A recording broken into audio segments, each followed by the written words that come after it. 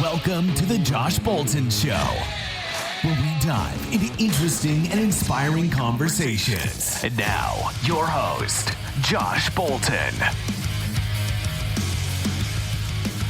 Welcome, everybody. Today we have Leslie on again. Third time the charm. We're going to go over some different topics about perfectionism. She was telling me she has some good knowledge for me. I was joking with her. I'm like, I think I still have that problem, so you're going to help set me straight.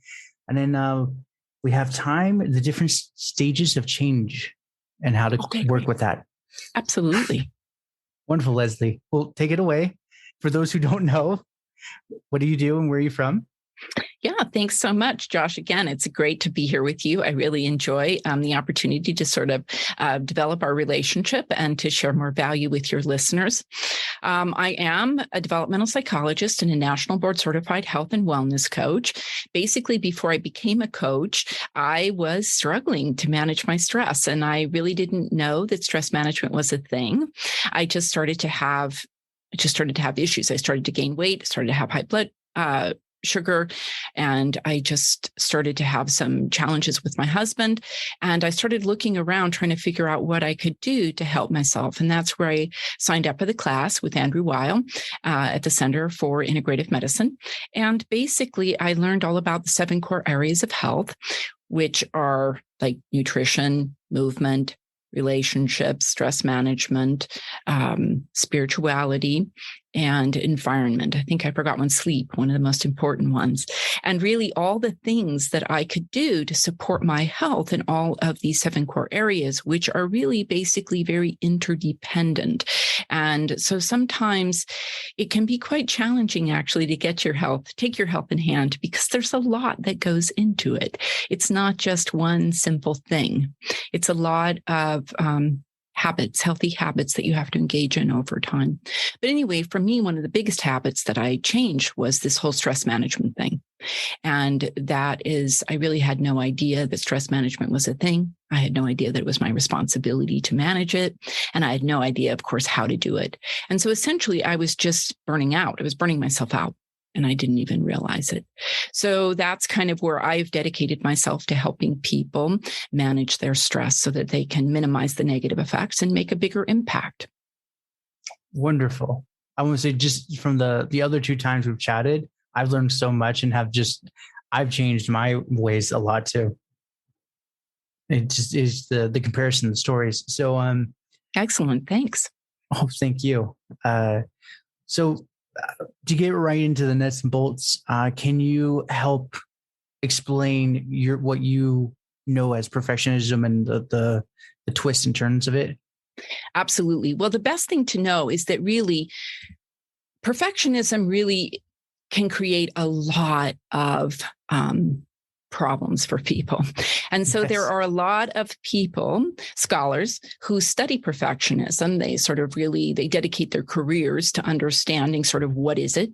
How do you get it? How do you overcome it?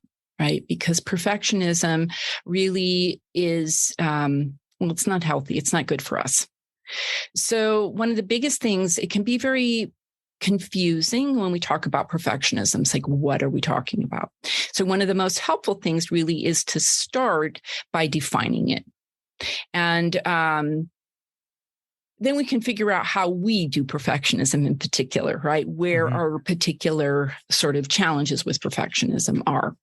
But basically, perfectionism really is the quest to be perfect or without flaws.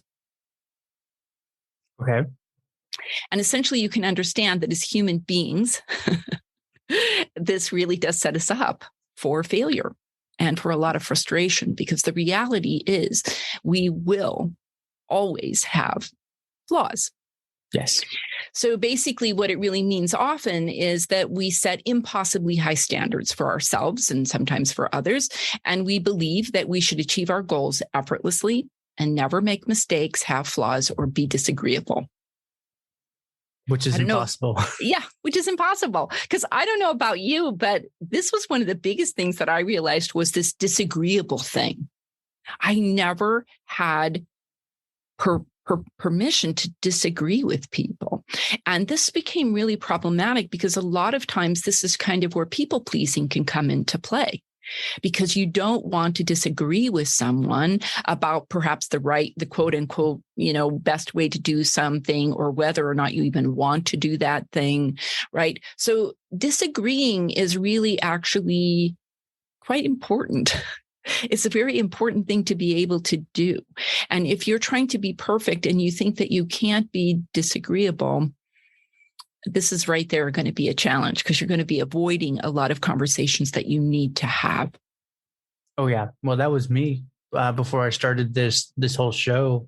I've mentioned to you before in the past, I was just scared that I'd get in arguments and this and that, and my financial safety would be at risk. But now I'm just kind of like, no, this is a conversation I need to have. And yeah, my benefit is I get to talk to awesome people like you, Leslie, and I just share the conversation afterwards with others. But if they're offended, oh, well, that's their fault, not mine.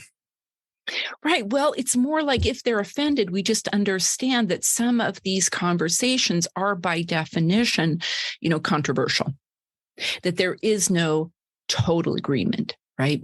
And yes, sometimes what we can find is that if we can't come to an agreement about how we're going to do things, then it can result in that relationship ending, or us quitting a job, or us, having to find another way to cope with a kind of ongoing disagreement, like that getting to that place of we agreed to disagree. And we find a way to work around those places where we can't really come to an agreement. But being able to speak up and share, talk about what you need, this is really important. And being able to have others allow them to talk about what they need too, so that then hopefully we can come to some creative problem solving together to find good compromises that work for everyone. I mean, ultimately, this is really what we need in order to sort of have a long-term, satisfaction, right? And happiness and peace and ease in our relationships. Right? Oh, 100%. Yeah. The getting to the point, even if it's like just a coworker, to agree to disagree is far more potent than to just sit there and rage and slam the cage kind of thing. Yeah. Or just keep squelching yourself. So having ongoing, like you said, having ongoing disputes with this individual, or each of you trying to convince the other, right? Or having to damage the relationship, end it. The other is really that squelching of yourself, which over time doesn't work well. People don't fare well when they're trying to suppress themselves and their needs. Oh, yeah. Just a losing strategy, basically. It is. All you're doing is you're just building up like an air pressure tank. You just build more and more pressure. But yeah, technically, if you do it once, the tank can handle an overfilling. But you do it too many times, and eventually it's just going to go boom. Then you have a lot to deal with. Exactly. Suppression of ourselves and our needs and our priorities is just never going to work. It's a losing strategy. Oh, absolutely. It's a sad tactic, though, that society teaches us to do this. Well, yes, basically a lot of times this is perfect, because we're going to talk about sort of where we get this, is a lot of times we are overpowered by people, like, for instance, when we're younger, by our parents. Oh, yeah. For me, a big influence was the school system, because I was the ADHD kid. I was fidgeting, playing with my pen, tapping it. Everyone's like, Josh, stop it. I'm like, what? Who? Where? I don't know how, kind of thing. Yeah. The sort of, to comfort yourself. Yeah. Yeah. The nervous tick. And then so like pen was a bad thing. So I would bite my nails because it wasn't loud, but then I would bite too hard and like rip my nails. Yeah. So rather than really getting the help that you really needed in order to better understand what was creating all that restlessness, and then trying to figure out how to basically remove what was ever going on there, and then help you in that way to settle down, but then also perhaps to give some alternative ways of coping with it that were more effective. Yeah. So in other words, people were just kind of, they weren't responding to you. They weren't helping you. No. They were just telling you to stop it. And that's not usually very helpful. So this is, again, as we get back to what we're talking about, this is where coaching or even therapy can be very helpful because, or even some other kind of practice like a yoga practice or a mindfulness practice, because this really does help us to kind of slow down and take a look at what's really going on so that we can begin to better address the concerns that are underneath these behaviors and to come up with some better strategies that are more workable, more, successful in the long run to be able to meet the underlying needs. This is the biggest thing that we're about, right, in coaching or in any kind of change modality. Oh, 100%. Like, especially when you mentioned yoga and mindfulness. I've been doing yoga since February of this year. And I've just noticed in general, just how much more mellow I am.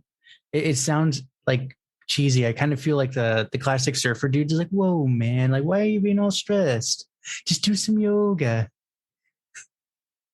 Yeah. So whatever is working there for you, that's helping you to ground yourself in something. Now, here again, the people that are hearing that message might not necessarily welcome it because there's always the invitation. No, you should get more upset, right? Where in the same way that you're inviting them to get less upset, to chill, right? Mm-hmm. But the biggest things is that you are learning how to surf, as it were, the inner weather, right?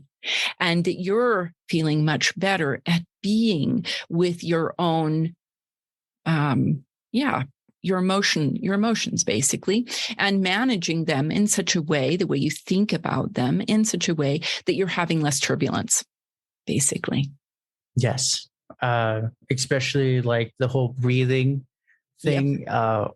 And that's a real one. I actually had a friend, she called me the other day, tragic event. Essentially her ex did something, and I'm not trying to go into too much details because she was telling me a lot in confidence, but essentially she was just freaking out. And I was sitting there, it's funny because I was thinking of you the whole time. I was like, what would Leslie say right now? Breathe, just breathe. And does she get mad? I'm like, you're not listening to me. You were really trying to help her to meet her distress. And at that point, she really kind of wanted more to just be in distress. And she wanted you to basically validate her distress and see, wow, I really see that this is very distressing, and help her, be that sort of mirror rather than start to change it. And a lot of times when we don't have permission from our discourse partners to do that, right, then a lot of times they can get upset about what you're trying to do because they didn't really give you permission to calm them down. They gave you permission to hear them out, but not necessarily to change what's going on with them. So we do always have to kind of recognize that, right? As those of us who do get skills in how to work with distress or crisis management and help people calm down, we still kind of need to get their permission. If you want, I can help you start to calm down. Would you like to breathe with me? And then get that person to say, sure, I do. But probably she would have said, no, I just want you to hear me out and see, witness my distress, how distressing this is. And then at that point, you would just be saying to her, wow, I really see how distressed you are. And then trying to get really clear about the unmet expectations. You're really, again, you're angry because you wanted this, but you got that, these kinds of things. There are other ways to de-escalate something for someone, but you kind of have to follow their lead. Otherwise, it can backfire on you. Well, what it was, she was calling me to talk her off the edge of the cliff and listen to her at the same time. So it was like one of those, I had to talk her off while listening to her kind of thing. That's where I was referencing you, because I'm like, okay, how do I calm her down without seeming like a jerk kind of thing? No, it's not really that you're seeming like a jerk, but rather it's this delicate balance of pace and lead. You probably know that from NLP. You have to be pacing enough before you can take that lead and invite to go a different direction. And if you find that they don't want to follow your lead, then you've got to go back to the pacing until you really get that rapport and you feel that they feel that you understand. Once they get the sense that you understand, then you've built that confidence or that trust, then they might be more apt to follow you. Unless they really do come to you, they know that this is what you're there for, and they've given you, they've empowered you, they've bought you, they've hired you. You're the one who, when they need to breathe, they come to you. Then you can just jump in and start with the breathing, if that makes sense. She doesn't pay me, but yes, I'm the one she goes to, that when she just needs to slap a reality real quick. Yeah, and it was exactly.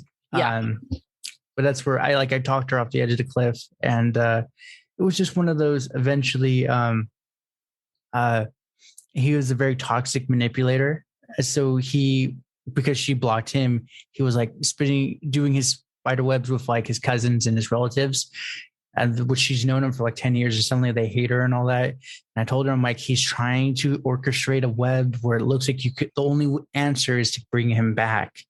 I said, what he's not counting on is you're talking to me, kind of thing. Yeah. So, and that's where we got her to get off that, because at one point, this is like about 3 hours summarized in about 5 minutes. He does something, and she was ready to smash his $4,000 computer.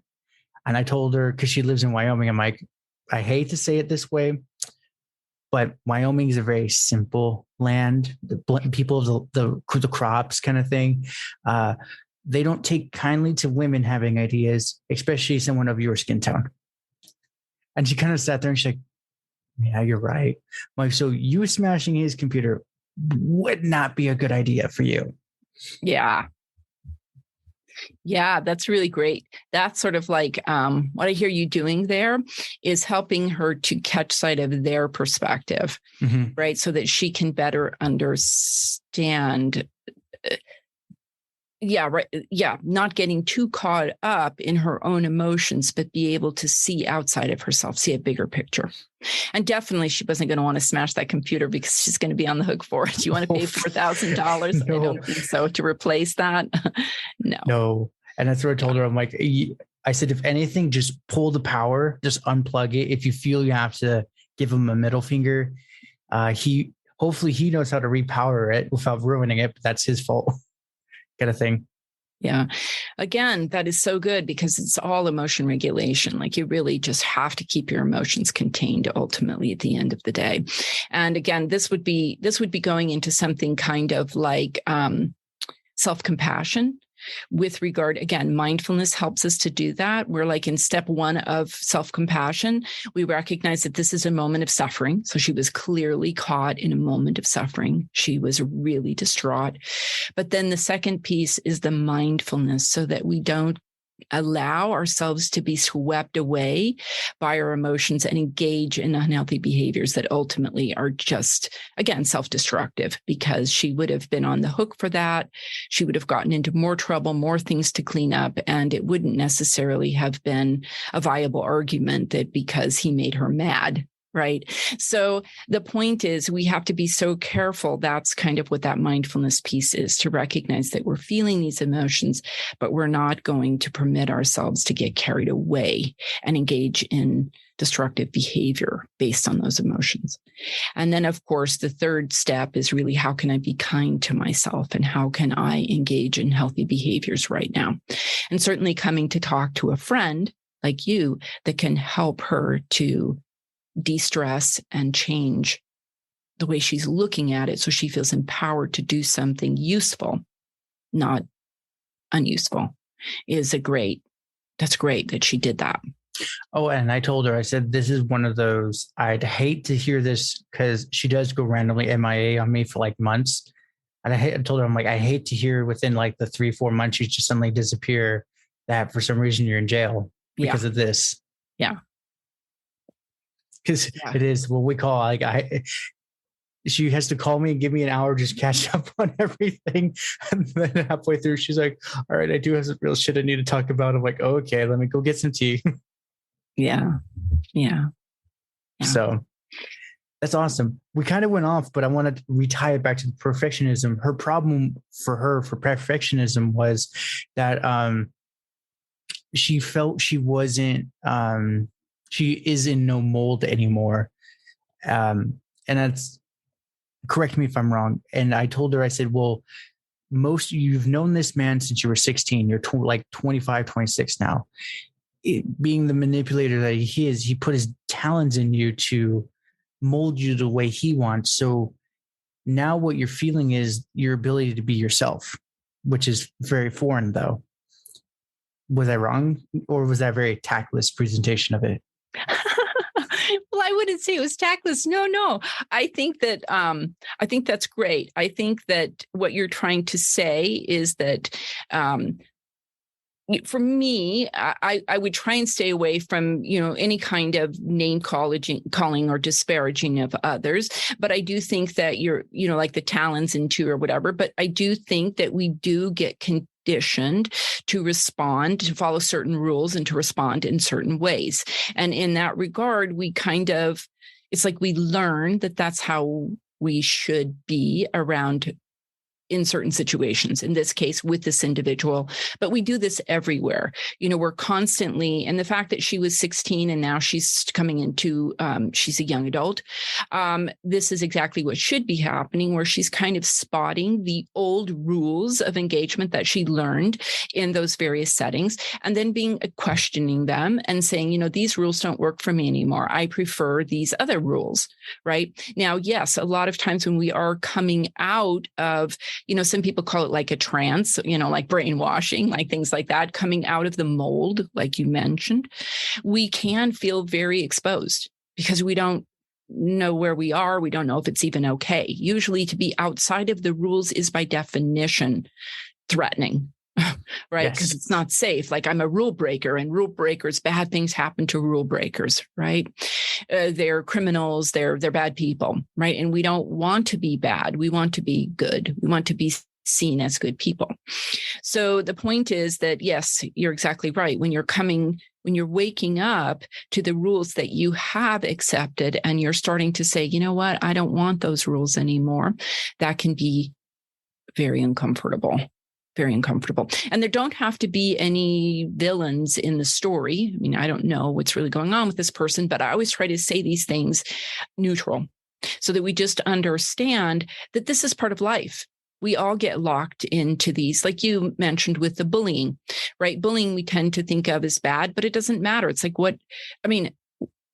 we learn these rules everywhere. We learn them from our teachers. We learn them from our parents. We learn them from our friends. We learn them from the media, right?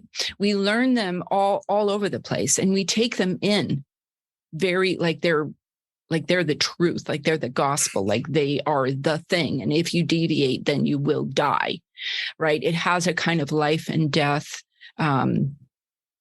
sense to it. They're very important. But eventually, if we're lucky, we learn that they're sort of like we have a different relationship to them, and we recognize that there are lots of different rule books that we can play by. And in fact, like our laws, we can make it up. Our laws are made by politicians, by statesmen. So we too can begin to work with those around us to create the rules that we're going to play by. And so this can get very exciting once you realize that you're empowered in this way. But at first, it can feel very threatening. It can also feel like you were sold a bill of goods, like you were betrayed, like you were taken advantage of, like you were sold down the river, sold short. It can feel really not good in a lot of different ways. Oh, 100%. And that's where I told her, I'm like, this part is going to be rough, because she has a very high idealistic perfection mindset. And some of the things she's wanting to achieve with her body alone. And I was like, girl, that's a lot of plastic surgery. You don't have that kind of money to be real frank with you. Cause she's like, oh, I want like this and this cut and like this tighten up. And I'm like, that's called money. We work normal jobs. We don't have that kind of a money.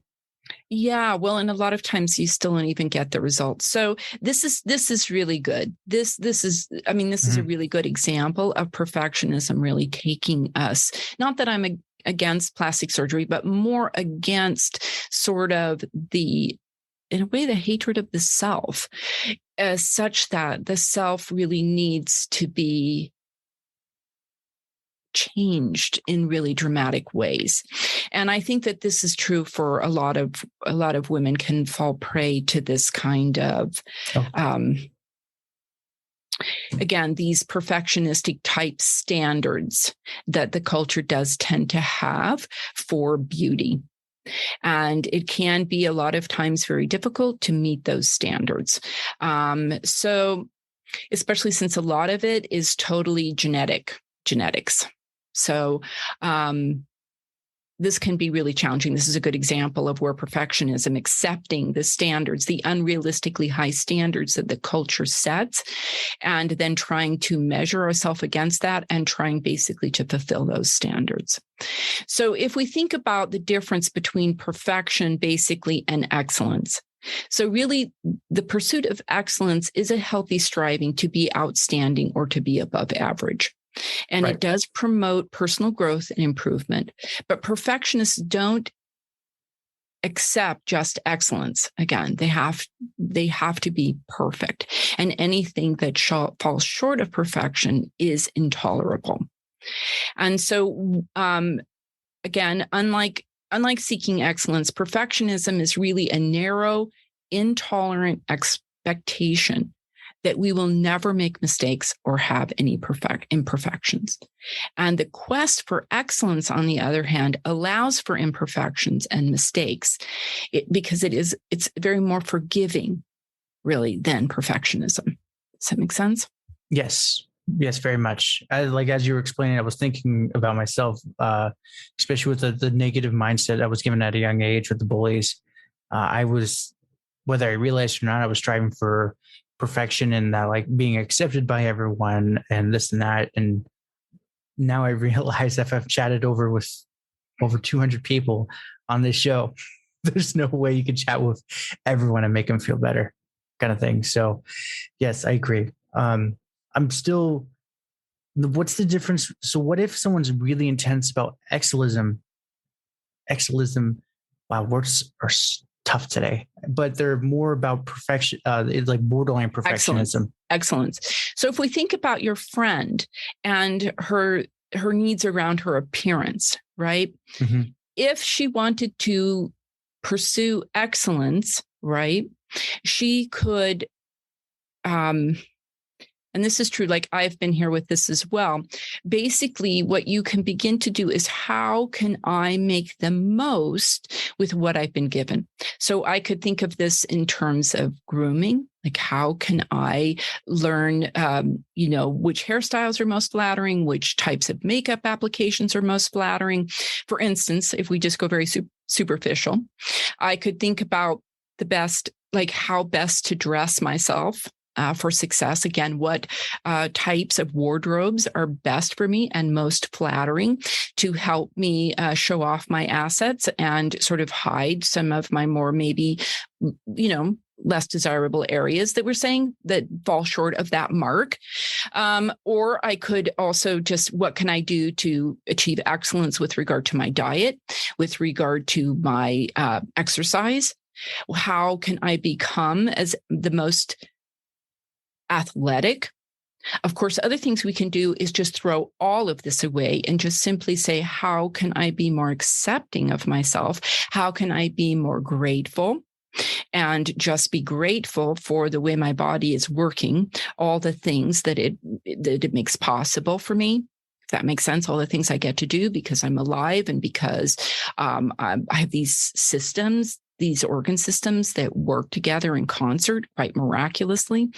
So if that makes sense, we can, again, it's about changing the standards, right? So instead of just having to be perfect or trying to strive for that perfection, again, always is measured by some standard, mm-hmm. right? So that might be for me, it was like, I want to be like Cindy Crawford, something like that, right? Then how can I get there, right? And ultimately, I couldn't at the end of the day. So what were the things that I could achieve that were just trying to work with my assets, work with, as I mentioned, hair, makeup, costuming, clothes, that kind of thing. But more importantly, what's more important, that's superficial, but more importantly, what can I do to nourish my body, to exercise my body, to nourish my mind and my spirit, to have a bigger sense of what's important, right? To cultivate relationships, to nourish relationships. There are other ways that I can pursue, as it were, excellence, which is to say, to get the most that I can from basically the cards that I was dealt with, my genetic endowment, with my resources that I have at my disposal. Does that make sense? Oh, 100%. Because for me, I had a terrible self-image problem. And I now know this, and I always joke with my mom because she's hypoglycemic, so she needs more sugar than usual, and I'm hyperglycemic. Sugar is not a good idea for me. And that's where I joke with her because she eats so many carbs a day and it doesn't really stick to her. And I said, yeah, see, the difference between you and me, if I eat carbs, I get fluffier. I don't get more muscle. And but that's where at first I would beat myself up because I did the whole eat just like 600 grams of carbs, 200 whatever for protein, and like nothing of fat because I wanted to cut weight and build muscle. Well, I kept getting fluffier. I was building muscle, but not as quick as I thought. And it was just one of those. It's where I came to realize I'm like, oh, I'm the kind of guy I'm better off just having a steak and like bell pepper meal than eating a ton of carbs. So exactly. And pursuing the excellence really even around the knowledge base, like really wanting to try and figure out how do I work with my body most effectively to get as far as I can, but without having to, again, cross a line. Like if we think about, even athletes who then used all these steroids in an effort to take it to the next level, right? So here again, it's like kind of trying to figure out the lines, right? The boundaries, like how far can I go? And we're always asking those questions. Like, again, we're always looking for our strengths and then how far can we go with our strengths? And that's really kind of the pursuit of excellence. And how much do we want to shore up really our liabilities? Right. And definitely if you're suffering from perfectionism, this is a lethal liability, and you definitely want to take some time out to figure out how to put an end to that, because ultimately at the end of the day, it's not going to serve you well. And I also just wanted to share that basically there are three sources of perfectionism that people can suffer. So people can expect themselves to be perfect, right? They can expect others to be perfect. And they can also believe that the culture expects them and others to be perfect. So when we're looking at perfectionism, we're always trying to figure out what's really going on. So for me, I know that I can drive myself crazy expecting perfection for myself, but I'll tell you, there's no quicker way to drive a wedge between me and my husband than to expect perfection from him too. I've gotten into so many arguments and had so many relationships that have been spoiled because I expect him to be perfect, right? Rather than, again, accepting where he's excellent, accepting really essentially where he's elected to be excellent. Like he's elected to be excellent in his work, but not so much in other areas, like maybe being, emotionally available. This is not for him a source of a place where he wants to achieve excellence. And there's a part of me that needs to accept how he's decided to use his resources and the excellence that he's chosen to pursue. So again, I cannot put my desire for him to be perfect in all areas like onto him. This is again, fast track to relationship conflict. And even like the end, World War III, right? So we have to be really super careful also about our expectations of perfectionism for others. This is another place where we can really get into trouble. So, okay, I know for the self, I didn't really think there was a perfectionism for others. So is that like having kind of unrealistic expectations in like both image, but also like, let's say I have a job and I know I can produce, for the math's sake, 20 units an hour, but I expect everyone else to do 20, but like I'm wired different. That's why I can do it. Would that be a type of perfectionism or just being kind of a bastard? Yes, absolutely. It's what we're saying. We're taking kind of our expectations of perfection, like what our mate should be or what our employees should be, right? And then we're imposing that on them. And they may not want those. They may think those are bad, right? They may not value that. They may even see harm in that. So that is kind of the challenge. And then, of course, the biggest thing is to try and figure out how to reject it in our society, especially in American culture, right? With the things that we value, right? We value the creme de la creme. These are the people that we give all of our attention to, right? Mm-hmm. So it's very easy to think that we have to be like them or we're worthless, if that makes sense. Yeah. Well, I mean, a good example, sorry, I'm just trying to get something that's moving. It's way over the hype, but like Will Smith, everyone thought he had a perfect life, perfect everything. And then come to find out it was just a living hell for him. And it just ended up being that one incident, the slap heard around the world.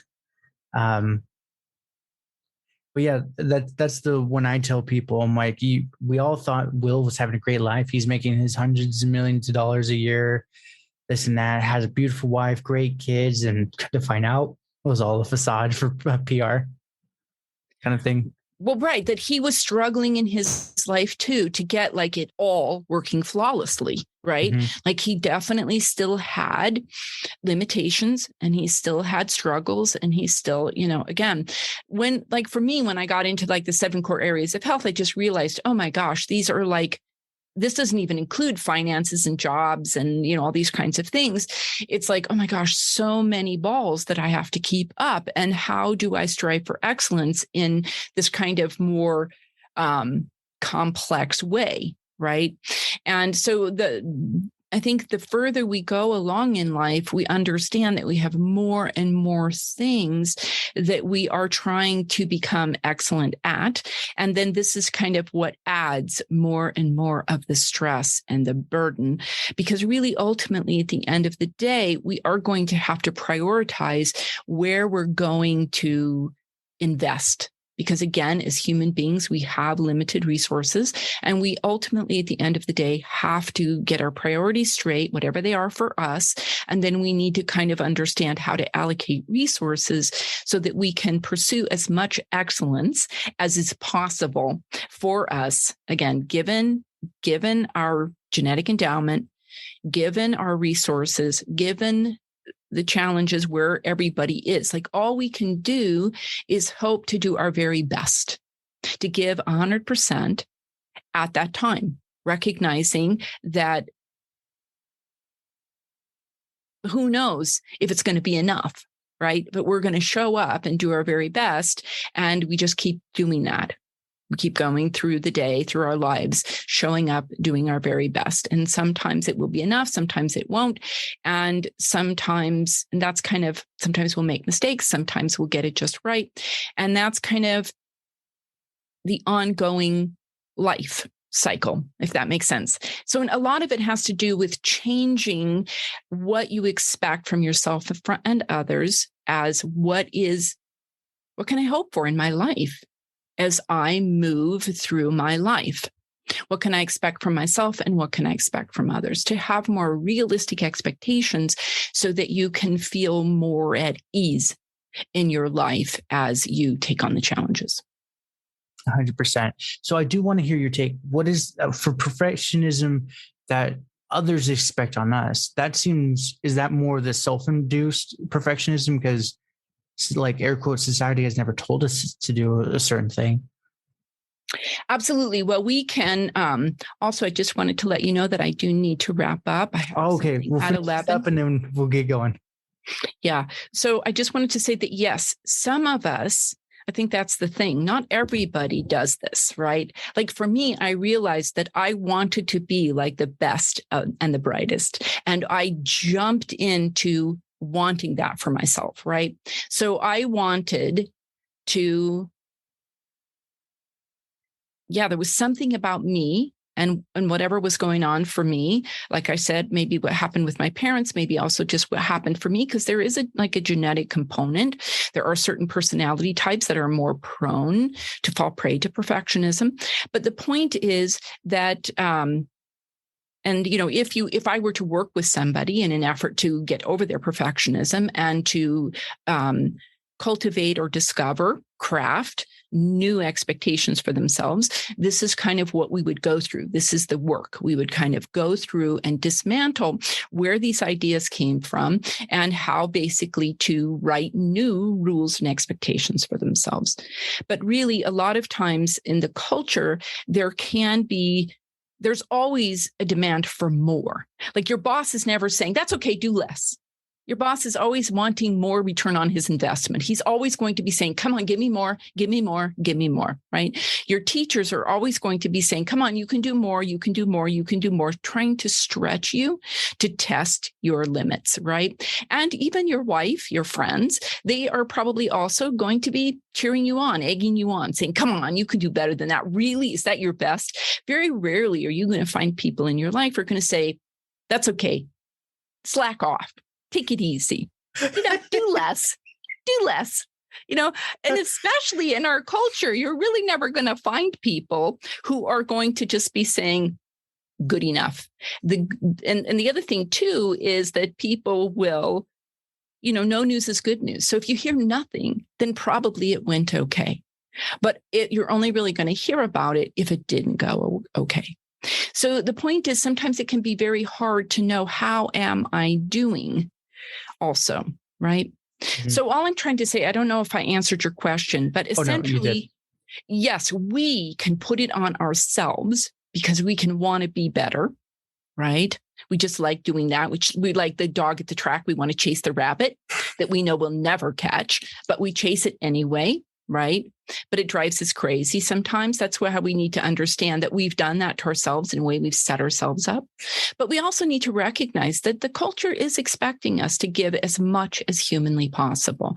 And they will really probably never stop doing that. So there are things, strategies, like you said, that we need to do, that we can learn to try and negotiate for something that is more humane, more doable for us, that we can achieve so that we can feel good about ourselves rather than always feeling that we're falling short of the mark.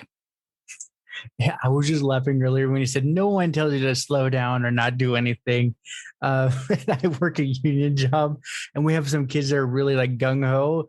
And being this one dude has been with this company for he's been with the company at least a year and a half, 2 years, and I've been with him 4-ish. And I just sit there and I'm like, guys, go as fast as the slowest person on the team.